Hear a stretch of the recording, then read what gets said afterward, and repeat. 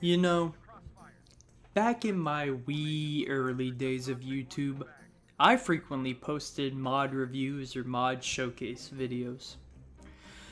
I know those are quite common and easy content to create, but I decided that screw it, I'm gonna make mod showcase videos if I want to, and I do. So, as this is my first mod showcase video on this channel, I thought, why not start with a Halo 2 mod, a campaign mod to be specific. Halo 2 has my favorite campaign of any Halo game. Well, followed closely by Halo 3 and Halo Reach. But we all know that Halo 2's campaign is notorious for one cumulative thing: the ridiculous difficulty spike between heroic and legendary. But we will touch on that a little bit more later. Halo 2 Sandbox was one of the weaker aspects of the game. How dare you say something negative about Halo 2? Well, hear me out. The higher the difficulty, the more advantageous it is to stick with headshot weapons or power weapons to slog through the grueling and unforgiving combat sequences, which becomes monotonous when the other 85% of the sandbox is ultimately ignored. 85% is just a random percent and does not reflect any actual headshot power weapon full sandbox ratio. I digress. As I stated before, everyone knows how blatantly unfair Halo 2's vanilla legendary difficulty is. This can be attributed to Halo 2's chaotic development and Bungie not having enough time to properly tweak and balance the difficulty setting. Sure, they wanted to make it hard, but did not have the opportunity to make it fair. You have to contend with things like instant lock-on jackal snipers that will kill you in one shot within nanoseconds of you merely moving one frame out of cover. Or persistent elites that can kill you in like a tenth of a second with their plasma rifles that shoot at the speed of a minigun. Or bullet sponge enemies that have the same attributes I've listed before. And, of course, we can't forget about the Marines. They're useless. They die instantly and do no damage. But, last but not least, the worst offender is the absolutely pathetically weak Master Chief and Arbiter. You die so fast. You have the armor that protects you as well as a sheet of printer paper protects against a Barrett 50 caliber. Sniper rifle shot going straight through. It seems that Halo 2's vanilla legendary was designed to punish you for merely launching the game on this difficulty. Those things I listed are not even the whole story about Halo 2 Legendary being unfair, but those are some of the main points that come to mind when I think of Halo 2 Legendary. If you really want to know how unfair it is, just boot up Halo 2 and try it, or simply YouTube search, "Why is Halo 2 Legendary soul-crushingly difficult?" and see what comes up. That being said, fast forward to August of 2019 and we have a solution to the main problems I outlined leading up to this point. A mod that completely overhauls Halo 2 sandbox enemy behavior, enemy health, weapon or projectile behavior, and, well, everything about the combat dynamic. The mod comes to us thanks to Ruby of Blue and his hard work fine-tuning Halo 2.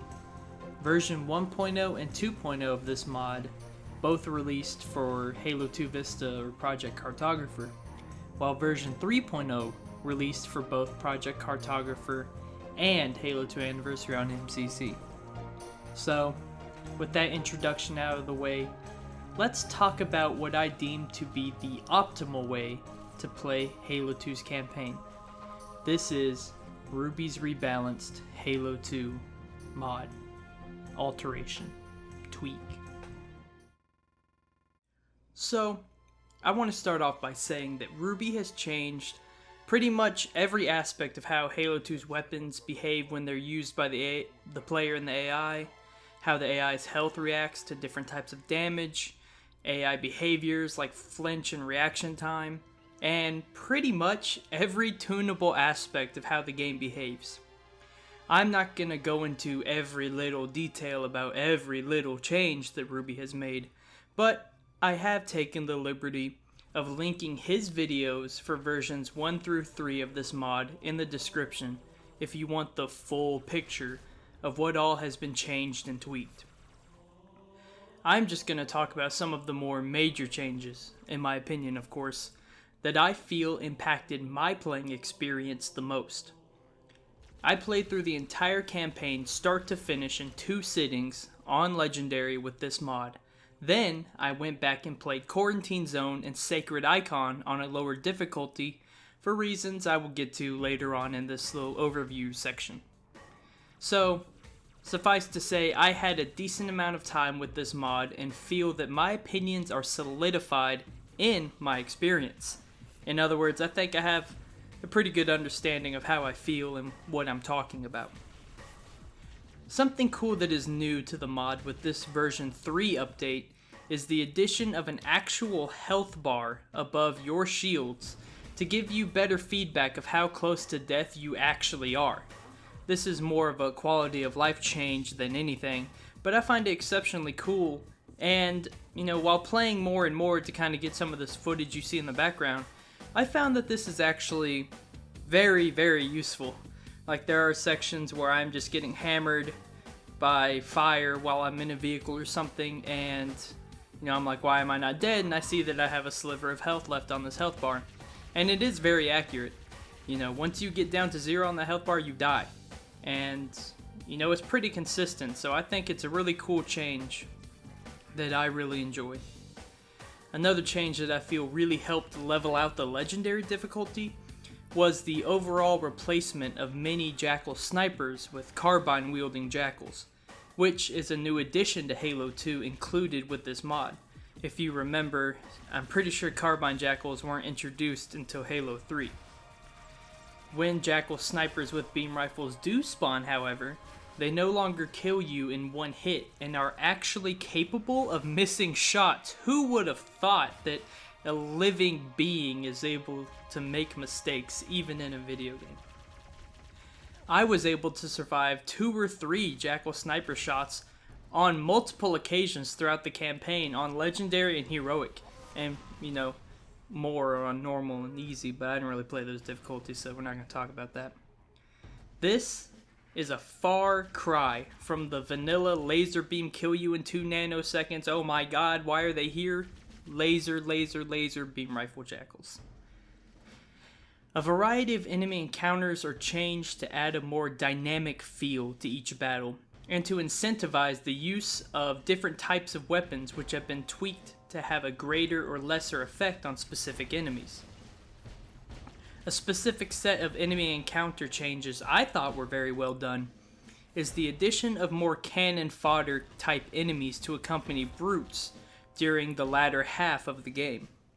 Vanilla Halo 2 had a lot of Chief/Arbiter versus packs of brutes with no support encounters, which got really annoying and monotonous after a while, and did nothing more than incentivize the use of headshot weapons or melee weapons, or of course, very powerful power weapons against the brutes for these encounters. While on the topic of enemy encounters, I mentioned earlier how I replayed Sacred Icon and Quarantine Zone on lower difficulties, the lower difficulty being Heroic. Well, that is because Ruby added hostile Marines and ODSTs to those levels to contend with the Arbiter and the Flood. This change makes sense as the UNSC was present at the Sentinel Wall trying to beat the Covenant to the Index, and you can even see Marines fighting the Flood in vanilla Halo 2 on Sacred Icon, but you never get to fight them yourself. Well, now you do. On those harder difficulties, the Marines retain the same AI changes that make them formidable allies when you're playing as the Chief, so they pose a threat to you when they are hostile.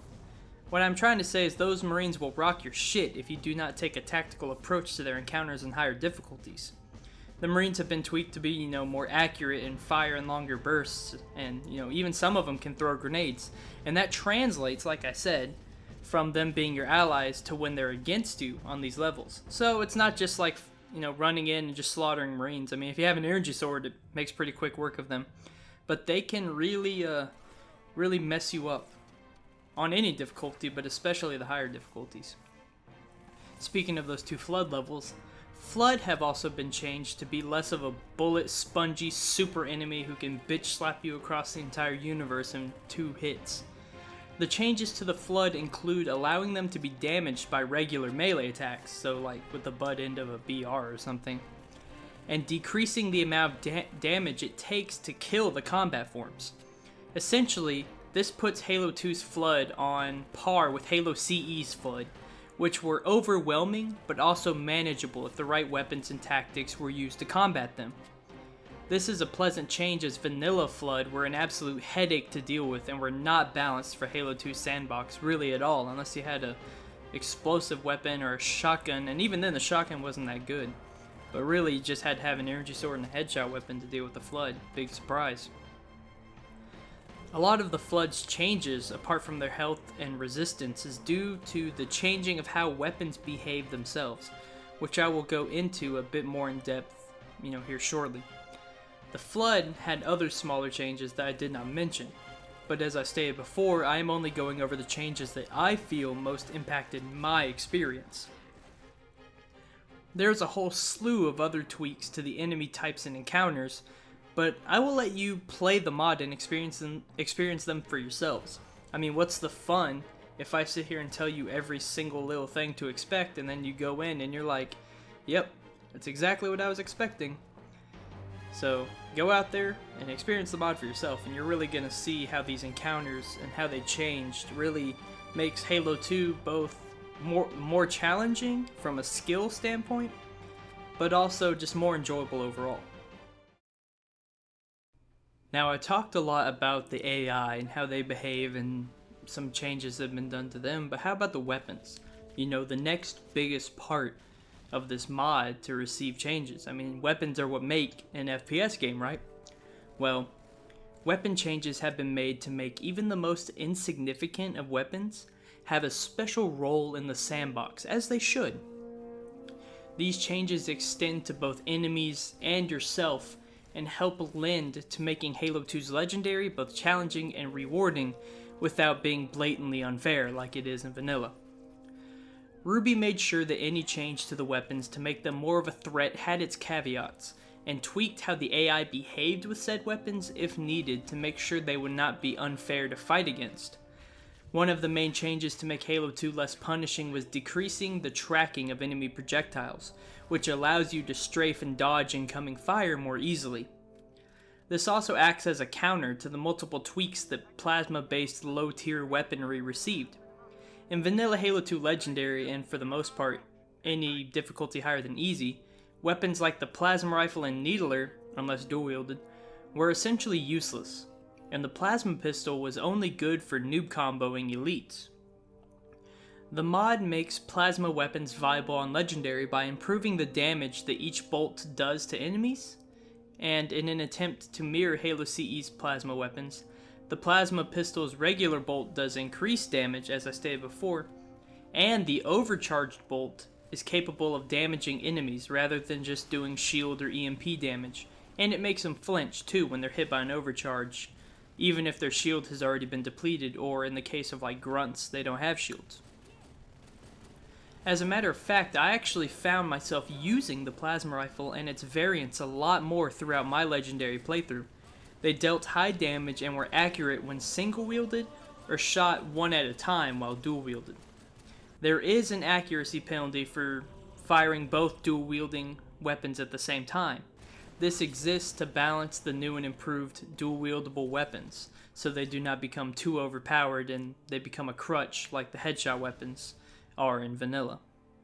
Speaking of dual-wielding, both ally and hostile elites can dual-wield, like in Legacy Halo 2 and Halo 2 Anniversary on Xbox after they patched it back in, which I'm surprised it's not on PC, but that's a different discussion.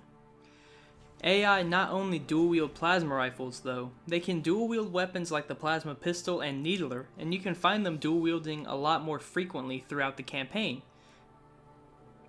You better watch out though. The tweaked plasma pistol is a force to be reckoned with and will ruin your day if you do not take it seriously when enemies are using it. I mean, it kills you really fast because it's been tweaked to be closer to Halo CE's plasma pistol, which was a monster. Lower tier plasma weapons were not the only ones to receive buffs to make them more viable.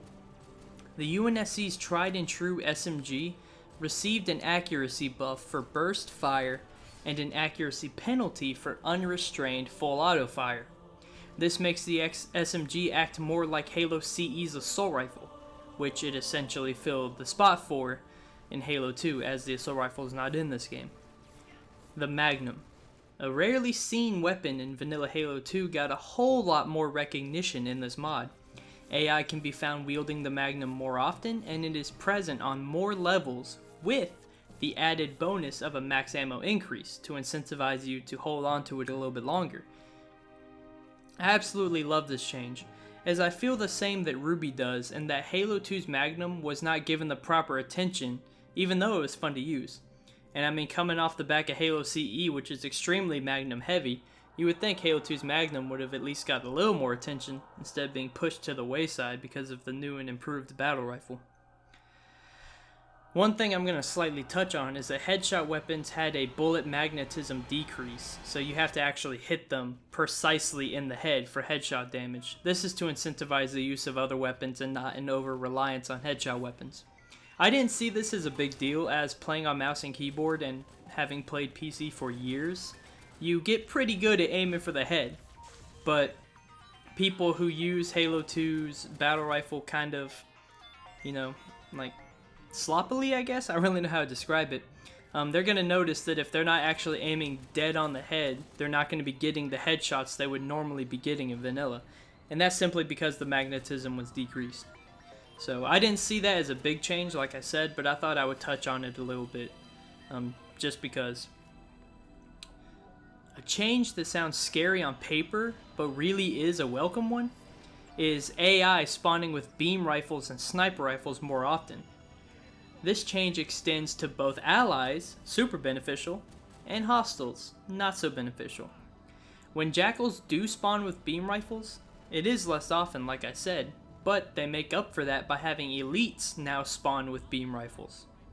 But, since it's not a one-hit kill anymore, it just requires a more tactical approach and is not game-breaking whatsoever. When I see an elite with a beam rifle, I just know to pepper him from behind cover, overcharge, noob combo him, or nade him to death, It doesn't make the game broken, it just requires a little more skill, I guess. Weapons and AI behavior are the biggest changes this mod brings to the table, and there are far more changes than the ones I listed, obviously. But these are just the ones that stood out to me the most. So, what about vehicles? I mean, they're a big part of Halo Sandbox too. Well, let's talk about it. Vehicles. They're fun, they're crazy, but in vanilla Halo 2 they're absolutely terrible. Vehicles had quite a bit of overhauling, but again, it was not as dramatic of overhauling as the weapons and AI received. There were, however, a few vehicle tweaks that really stood out to me and made vehicle combat on higher difficulties especially more balanced and fair. First off, vehicles have a higher damage threshold, meaning they can take more damage before showing visible signs of damage and breaking apart. And I assume this means they can take more damage before blowing up. At least it felt this way during gameplay. Also, while talking about vehicle damage threshold, in Halo 2 Vanilla, every passenger takes a fraction of the damage that the vehicle's body receives when under fire, which helps explain how fast passengers die while in vehicles on Vanilla Halo 2. But not with this mod. In Rebalanced, damage that the vehicle's body receives does not transfer to the passengers, so Marines or Elites will only take damage when shot directly by hostiles while they're riding in a vehicle, as they do when they're on foot. They're not going to take damage if the ground is shot, they're going to take damage when they're shot. So vehicles reflect this more realistic approach to damage. This makes vehicle sections more fair and dynamic, as they should be. There are also a few changes regarding how AI behave while in vehicles. I already went over how they do not receive damage when the body of the vehicle is shot, but they also handle vehicles differently. Marines and elites will shoot their turrets for longer durations and are more accurate. And also passengers who have regular, handheld weaponry will also shoot more accurately, and it seems on occasion more frequently. I mean, I noticed that the rocket launcher guy, he shoots faster when he wants to, but it didn't seem very consistent to me, but that's probably just me. The numbers probably say something different, but, like I said, this is just my experience. This makes your passengers and gunners a real threat to the enemies, even on the harder difficulties when they would normally die in a fraction of a second whenever you engage the first enemy vehicle. Not anymore. As I already stated, vehicle overhauls are much less in numbers than AI and weapon overhauls. When you combine the tweaks I did mention and the tweaks I did not mention in this video, you get a drastically different playing experience while playing Halo 2. As I mentioned in the introduction, I feel personally that this mod is the optimal way to play Halo 2's campaign. But why is that? I've gone over a lot of the changes I noticed and how I feel about the changes themselves. Why don't I just go ahead and divulge how I feel about the mod and why I feel the way I do? I'm going to do that right now, actually, so let's do that. While there are a couple of different overhaul mods for Halo 2, I found that Ruby's Rebalanced was the one that brought a degree of fairness and challenge that Legendary difficulty should have to the otherwise god-awful mode that we actually do have for vanilla. Every change, whether it be vehicle, weapon, AI, whatever, was meticulously made by Ruby to ensure that nothing becomes unfair for either the player or against the player or for the AI. I briefly stated that the changes made to weapons and their damage was balanced so that it is more fair for the player to use, but also is not abused by the AI to create an unfair scenario in combat. Every tweak is a give and take in Ruby's mod. He made sure that each change that could be beneficial to the AI had a caveat. For example, the plasma pistol and plasma rifles are now forces to be reckoned with. And the same stat changes carry over to when the AI wield these weapons too. But AI tracking and firing patterns have been altered to ensure that the AI is not able to abuse the more powerful plasma weapons and behave like they did in vanilla Halo 2.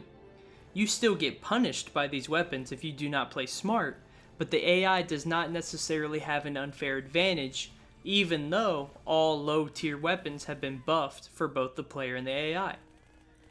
The whole concept of Rebalanced is to ensure that the game is fair and balanced to where the game is challenging but not bullshit unfair, like Halo 2 Vanilla Legendary. And I feel that Ruby hit the nail on the head with this mod. I still died quite a bit during my playthrough, but it was all in scenarios where I knew I fucked up and made a mistake, not because I felt like the game was being unfair. There were a couple of scenarios in the campaign that were more challenging than Vanilla Legendary, and I will not say that they are unfair, but they do take a few attempts and some smart plays to get through in one piece if you get bad RNG. One example is the initial vehicle segment on Quarantine Zone. Specifically, when you get to that big old, downhill spiral-like segment and there's the Pelican with the Scorpion on it flying overhead. Yeah, you know that part. Ruby added Marines to help the Sentinels, and some of them are equipped with sniper rifles. One of the changes I did not mention in the previous segment of the video is that the sniper rifle now chips away at vehicle health whenever it shoots the body of a vehicle. And Marines have been buffed to be more accurate and quicker to fire, which I did mention. You will get shredded by these Marines if you try to just recklessly drive through this segment, assuming you get bad RNG. And sometimes the Marines do not push out to where I assume Ruby meant for them to go, so they just sit huddled where they spawn and act like a volley of fire against your vehicle. This can be frustrating as it kind of feels like an RNG trap, but this is a small dent on an otherwise stellar car, so to speak. And like I said, it's kind of RNG related because I went through that segment multiple times. I got screwed real hard a few times, but for the most part I was able to get through it. I'm just saying it exists, I'm not saying it's game breaking.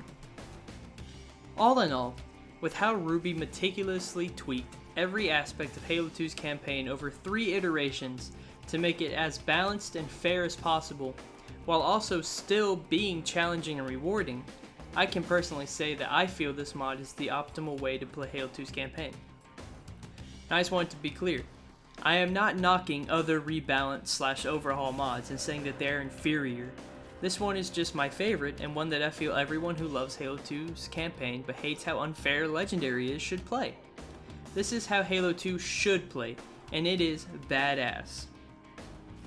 I hope you guys enjoyed the video, and if you did, don't forget to leave a like, comment, and subscribe. If you have any suggestions on any other Halo mods I should check out, feel free to leave a comment.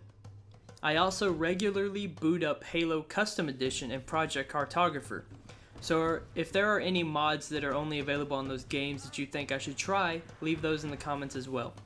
And I will see you all in the next video. Peace!